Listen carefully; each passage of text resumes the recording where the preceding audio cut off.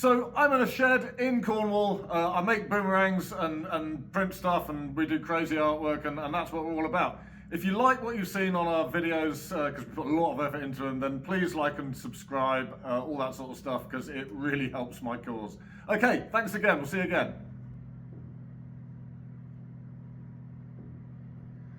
This week, me and Dan have been busy screen printing our limited edition gig poster. And today's video is going to be all about how we do that. It's screen printing's kind of our first love, and this is what we do all day long when we're not making boomerangs, this sort of thing. So we're going to go over exactly how that happens step by step. It's a very manual process, a lot of fun to watch, so we're going to have a look at that. But first, all sorts of other things happening as well, which I'm just going to quickly tell you about. We're busy. We got yesterday a whole pile of tree bits turned up, which is here, which is great. I mean, this is how stuff comes into us. You know, we go out and buy bits of timber. A lot of this is oak on here, and then we start reducing it down.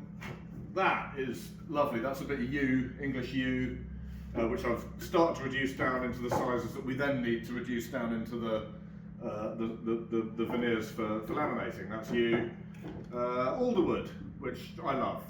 It's just a classic English wood, and you know, pretty cool. And we've got some cherry there as well. So today I'm going to be on the table saw hacking my way through that lot.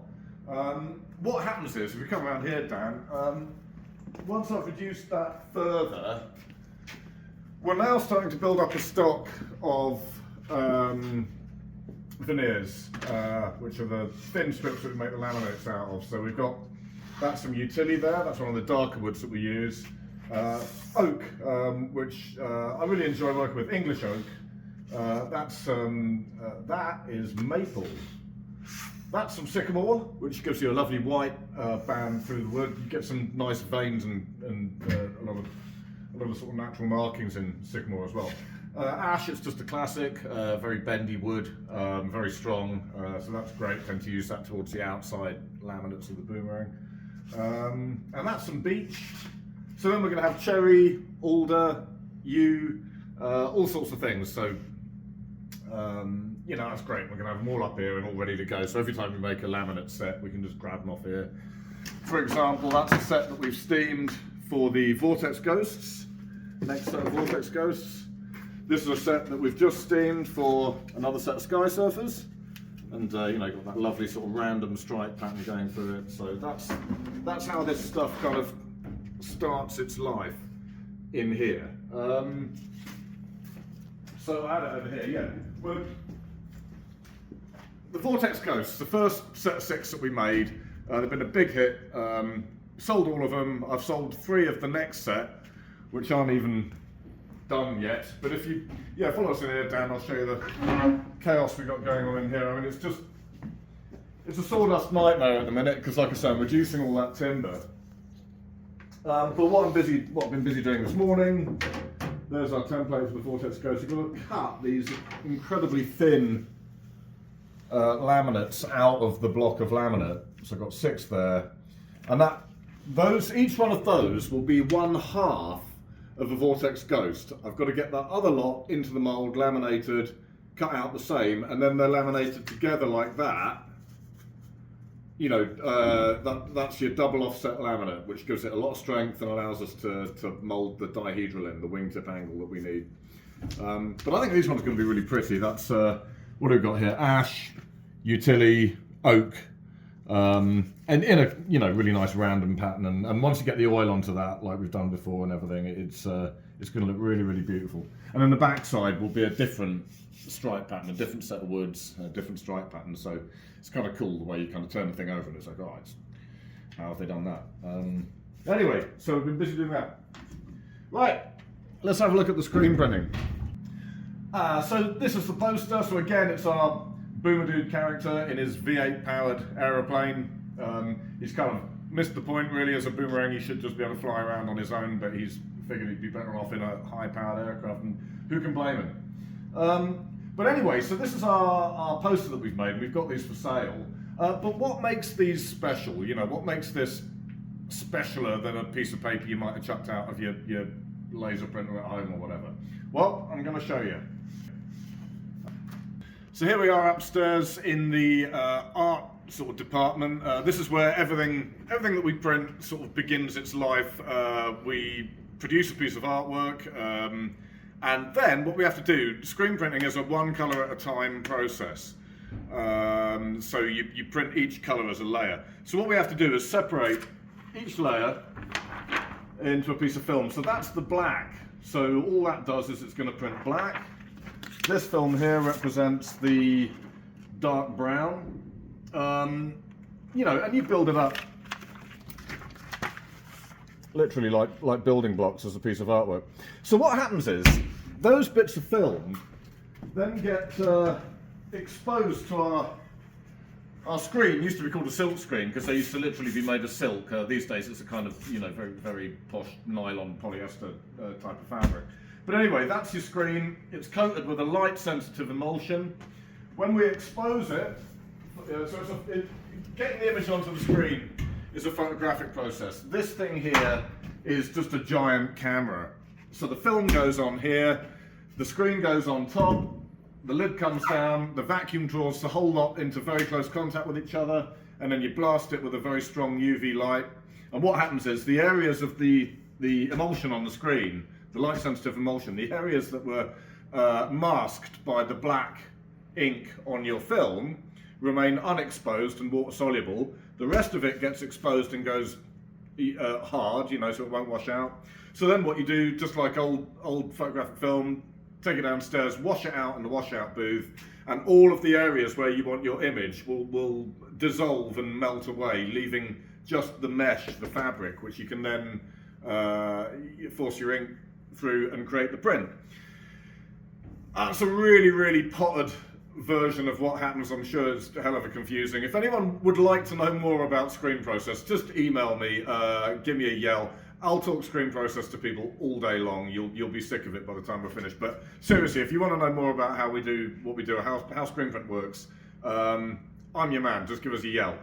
Screen print is kind of fast becoming a bit of a sort of dinosaur process as sort of digital and all the rest of it kind of catches up with it and overtakes it. But it's still, you know, it remains a really, really fun and has always been a very low cost method of printing, and it's very adaptable. You can do all sorts with it. You know, we printed skateboards, we're printing boomerangs on it, and it's just great fun. Good fun to do. So that's how the screens work. Once we've got our screens made, we've got a screen per colour, remember? The screen slides into this machine, which is a little graphics press. We've got a big t-shirt press over there as well, all screen print in here. You know, that's kind of becoming what's unusual about our shop here, is that we've always just been screen print specialists. As digital technology has come up and everything, we've cheerfully ignored it and said we're just going to screen print stuff because that's what we like doing. For better or for worse, that's what we do. So everything in here is all our print processes are screen print. So this is a little graphics press. Screen goes into this area here. You have your flood and squeegee, which is your sort of your blade that actually transfers the ink through the mesh of the screen and onto whatever substrate. That's a fancy word for what you're printing on. Onto whatever substrate you've got on the deck. This thing's got a vacuum drawdown, so it kind of grips your sheet to the bed, stops it moving around, and stops it sticking to the back of the screen because the ink is kind of tacky, you know, so that can happen if you haven't got a vacuum. But anyway, what you do, you stand there, you load it with sheet from your pile, off it goes, squeegee comes forward, head drops down, squeegee passes across the screen, which has got ink in it, and transfers it onto the sheet.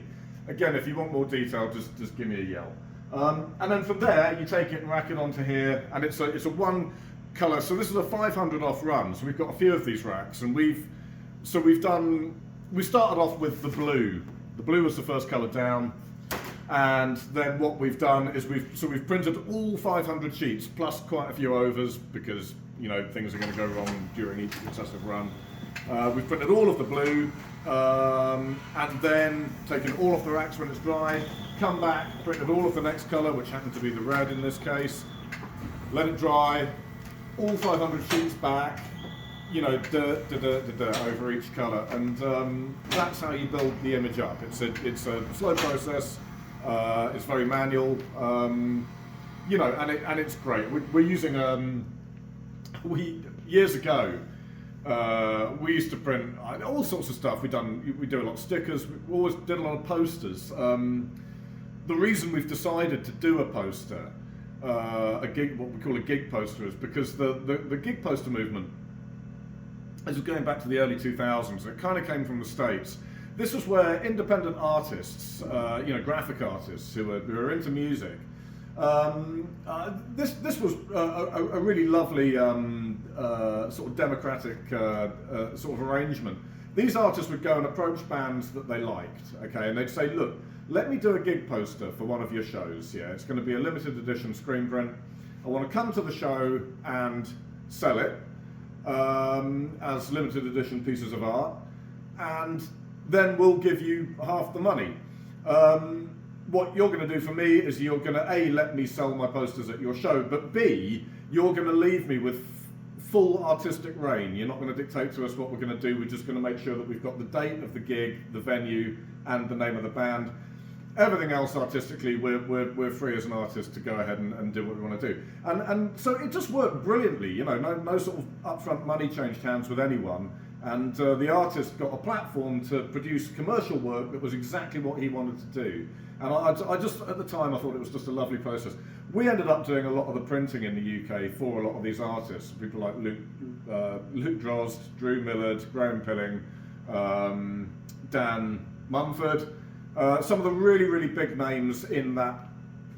You know, it was a real underground movement, and they kind of picked on me to get the job done in the early days, because at the time, I was the only person who stuck my neck out and said, yeah, we'll do it. And it was just a lot of fun, really, really creative period.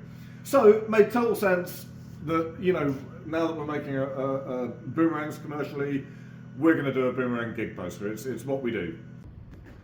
So there it is. Another just mad week here at Boomerang headquarters. We're printing stuff, we're making boomerangs, no one's quite sure why. But that's what we're doing, and we've now got 500 of these. The next job I've got to do, I'm going to go next door and I'm going to guillotine these down so that they're A2, take the edges off, and they're going to look great. But thanks for tuning in.